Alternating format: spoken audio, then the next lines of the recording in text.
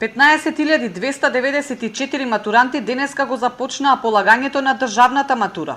Денеска учениците полагаа мајчин јазик, како еден од двата задолжителни екстерни испити. Задоволни од процесот се и во Сојузот на средношколци, кои после протести и бојкот успеаја да ги убедат надлежните на ваков концепт на матура.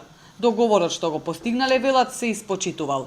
Сето тоа што се договоривме помеѓу нас како Сојуз на средношколци и владата беше имплементирана и мислиме дека тоа беше и поради тоа што ние пративме предупредување до нив за непочитување на договор, а резултатот на тоа, на договорот и на предупредувањето е токму денеска што сето тоа што го баравме, го постигнавме и беше имплементиран точка по точка. Министерката Мила Царовска вели дека полагањето било успешно, но и дека како држава сме покажале дека можеме да имаме образование кое во континуитет се одвива цела учебна година.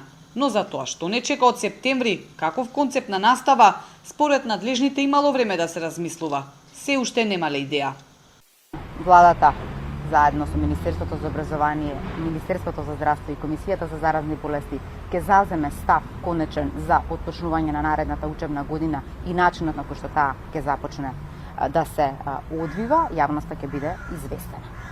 Средношколците веќе се изјаснија дека од следната учебна година сакаат да се вратат во училиште. Според нив, онлайн наставата се покажала како хаотична и неорганизирана и сето тоа на штета на учениците.